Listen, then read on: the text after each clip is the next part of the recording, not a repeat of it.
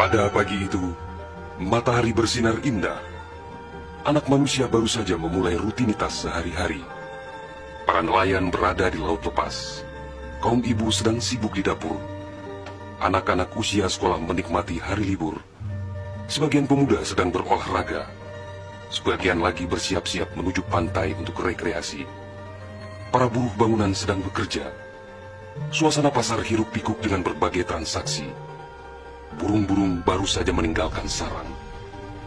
Tiba-tiba pukul 7:58 waktu Indonesia Barat, hari Ahad, 26 Desember 2004, bumi Serambi Mekah berguncang dahsyat. Guncangan gempa pada 8,9 skala Richter itu berlangsung puluhan menit tanpa henti. Bumi bergerak ke bawah dan ke atas, ke kiri dan ke kanan, berayun-ayun terus-menerus. Orang-orang berlari keluar rumah, berkumpul di jalan-jalan dan lapangan terbuka. Mereka seperti berada dalam tampi. Kepala terasa pusing, sehingga banyak yang terjerembab ke bumi. Suara azan Allahu Akbar berkumandang dari menara-menara masjid dan menasa. Suara zikir pun membahana di mana-mana. Jutaan mulut manusia melafazkan asma Allah dan Rasulullah secara terus-menerus. La ilaha illallah, Muhammad Rasulullah.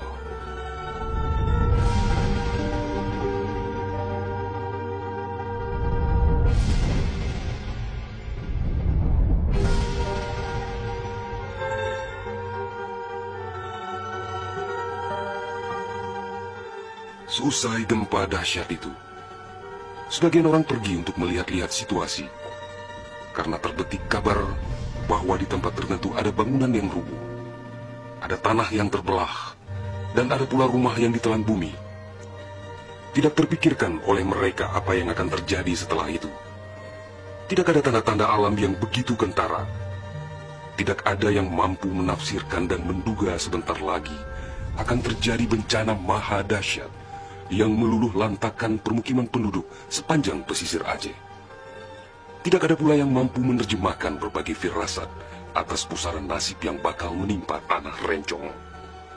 Juga hampir tidak ada yang memahami tanda alam, manakala air laut surut beberapa ratus meter.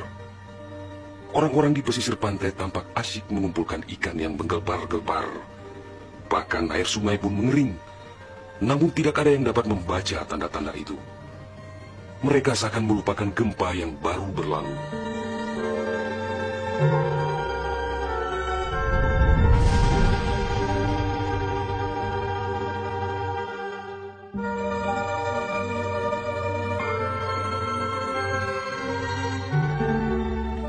Di berbagai tempat, orang-orang sibuk memperbincangkan gempa sangat dahsyat itu yang belum pernah mereka alami. Namun tak lama kemudian orang-orang mendengar bunyi dentuman sangat keras, disusul suara gemuruh dari arah laut. Bunyi dentuman itu terdengar sepanjang pesisir Aceh Besar, Banda Aceh, Aceh Jaya, Aceh Barat dan Nagan Raya. Orang-orang mengira itu adalah bunyi bom. Memang sebelumnya sering terdengar bunyi bom yang menghiasi kehidupan orang Aceh ketika itu, karena Aceh dalam situasi konflik bersenjata. Orang-orang pun bertanya dalam hati, mengapa masih ada pihak yang tega berperang dalam suasana yang begitu menakutkan? Orang-orang mengira pagi itu hanya sekedar gempa. Mereka sama sekali tidak menduga bahwa bunyi dentuman keras tersebut adalah akibat patahan lempengan bumi yang berpusat di Samudera Indonesia, sekitar 149 km sebelah selatan Calang Aceh Jaya. Dan itulah penyebab gempa. Di samping kehendak Allah pemilik alam semesta, belum sempat mereka bernafas lega akibat gempa. Dalam suasana gebalau dan kucar-kacir itu, tiba-tiba daratan diterjang air laut. Air berwarna hitam pekat itu datang sangat tiba-tiba dengan suara gemuruh yang menakutkan. Ia berlari sangat cepat, menerjang apa saja yang dilaluinya. Di tempat-tempat tertentu air mencapai ketinggian 18 meter. Bahkan ada yang mencapai 35 meter, seperti di kawasan Loknga. Dari jauh air yang beringas itu tampak bagaikan rupa naga yang menggeliat-geliat mencari mangsa. Air dengan kecepatan 900 km per jam itu bagaikan bulldozer yang melumut apa saja yang ditemuinya. Orang-orang berusaha menyelamatkan diri dengan berbagai cara. Namun hampir semua orang, hewan-hewan, benda-benda, rumah, lakbatat kaye bate, digulung air itu tanpa kecuali. Semua wilayah yang dilaluinya pun hancur berkeping-keping. Air laut yang datang menyamai kecepatan pesawat terbang itu, ternyata namanya tsunami. Kekuatannya memang luar biasa. Kapal apung PLN yang diparkir di perairan Ulelu, Banda Aceh, digelandang tsunami sampai 3 km ke darat.